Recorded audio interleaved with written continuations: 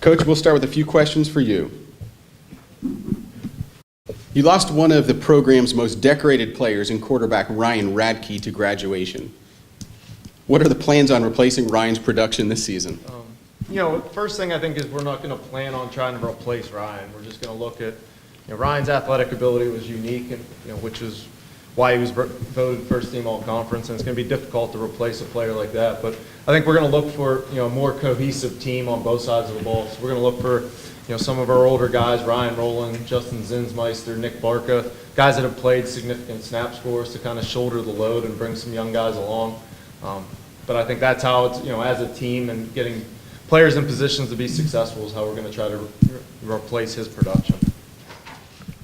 We talk a lot about defense in this room, and you're switching from a 3-3-5 to a 3-4 scheme.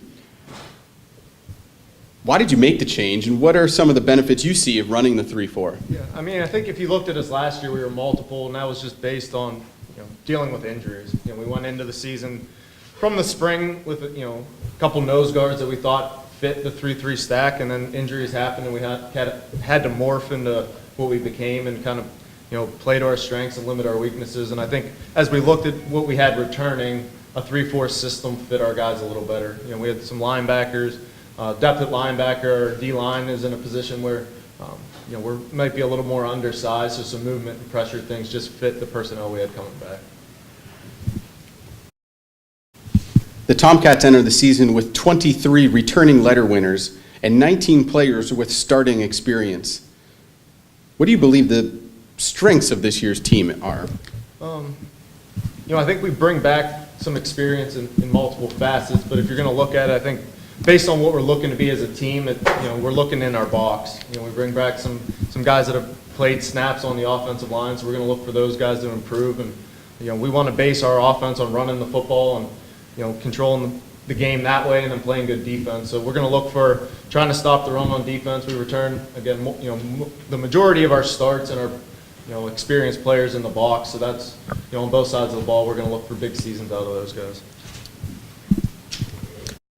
Well, we've all been talking about, especially the people that got here a little bit early, about Thursday night football coming to Thiel this season. The Tomcats will open the year at home against Allegheny on August 31st. What do you think the atmosphere is going to be like on an opening Thursday evening? I know I'm excited about it. I think our players are. Anytime, the Friday night lights, especially with the guys we're recruiting with Western Pennsylvania, Ohio, Western New York, all over the country, Friday night lights is a big thing. So anytime those guys can get an opportunity to play at night, I think it kind of brings an energy to the stadium. And then I think Greenville as a town is a blue-collar town that enjoys Friday night football. So I think bringing that atmosphere on a Thursday night is going to be good for our players, the community, and our school. Coach, final question for you. We talked a little bit last year about measuring success. How are you going to measure success after your second season this year? I think we're just going to look for continual improvement. We talk to our players about we want to compete in every game we play, and we want to we games that we feel are winnable. And I think last year we did a decent job. If we look back on it, I thought there was a couple games that got away from us where we could have competed better, we could have done this or that, maybe came away with a different outcome or a closer score. So we're just going to look for continual improvement of our guys, and it's a Woodenism, and who I played for, Larry Karras, and it was always the expectations, and was not win or loss. It was did you compete to the best of your ability, and how did we compete against us? And I think we did a good job, and the core we're returning understands that. As we're evaluating our guys on the field, off the field, athletically, socially, and academically, and I think they understand now what the expectations are. So I'm looking for those guys to kind of instill that in younger players and really bring our program forward as we keep moving. Coach, thank you. Joe, a couple questions for you.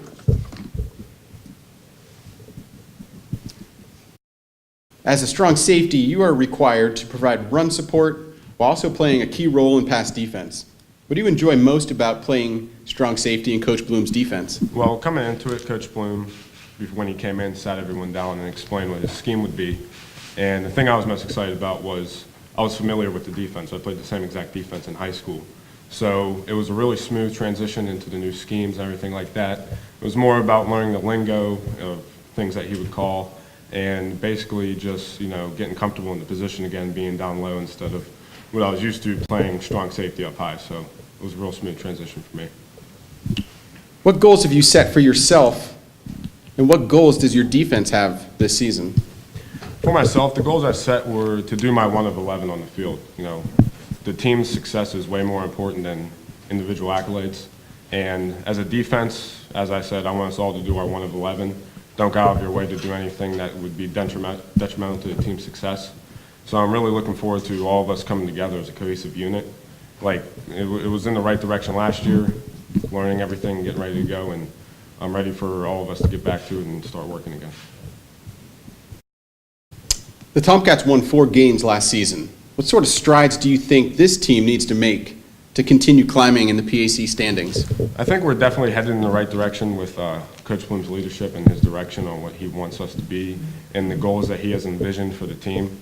Going forward, I think, academically and on the field, we've all taken strides tremendously, from, kids that weren't doing so well in school and on the field to, them coming in and being starters, having significant roles on the team, and, leading their classes with, good grades and things like that.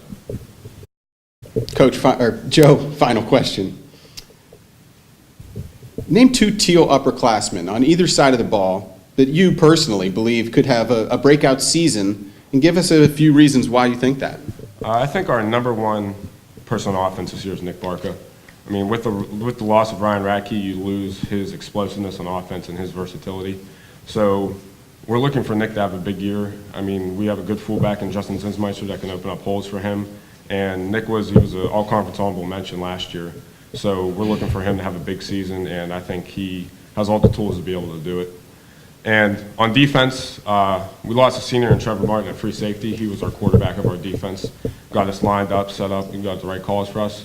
Dalton Dabrowski is stepping in his place this year. And he had a really good spring. He really learned the lingo, really helped us get lined up, really got things clicking. And with our defense, I feel like if we can get things clicking on all cylinders, I think we can be dangerous this year. Joe, Coach, thank you guys. Thiel will get its season underway on August 31st at home against Allegheny College.